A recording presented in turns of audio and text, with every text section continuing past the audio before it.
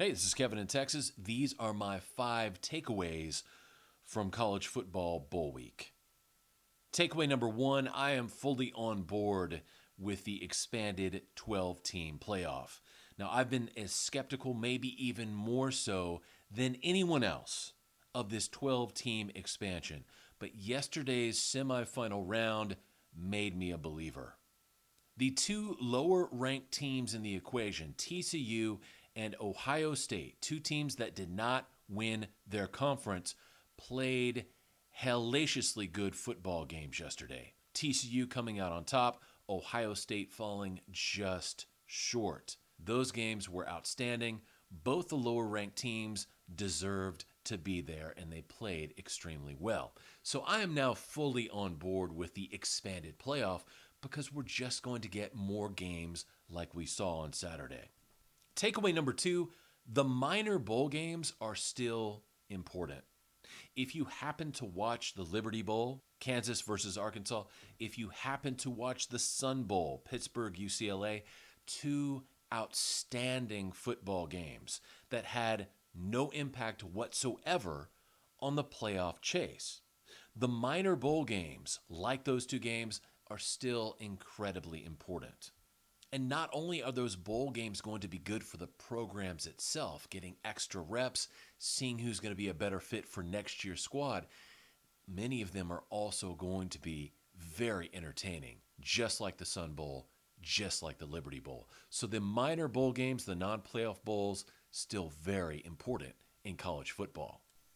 And this leads me to takeaway number 3. Is it time for a college football invitational? In other words, is it time to reward programs ranked number 13 through 20 with their own 8-team tournament? Because in this bowl season, we've seen how great the playoff games are. We've seen how very special some of the non-playoff bowls are. Why not combine those 2 ideas and invite teams ranked 13 through 20 for their own 8-team postseason invitational tournament?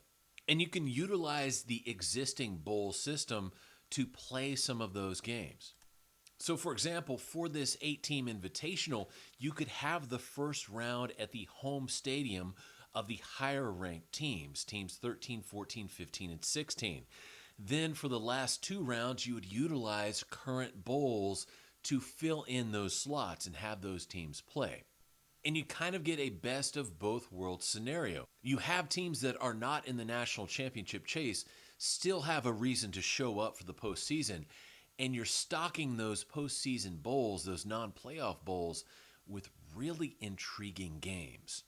So is it time for this 8-team invitational tournament at the end of the season? I say yes, it is.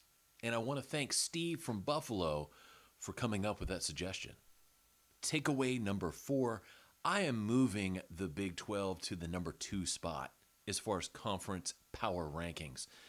The conference that produced that TCU team deserves a lot of credit. Traditionally, the Big 12 has the best middle of any of the Power 5 conferences. In other words, they have a lot of good teams, but not a lot of great teams, not a lot of really bad teams. This year, though, a little bit of a different story. TCU certainly has proved beyond a shadow of a doubt they are one of the top teams in college football. They have earned it on the field.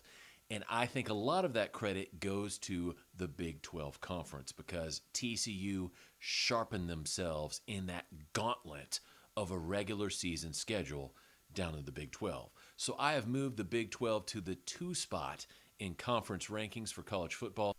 And obviously the SEC remains on top at the number 1 slot because, quite frankly, no one has dethroned them. At least not yet.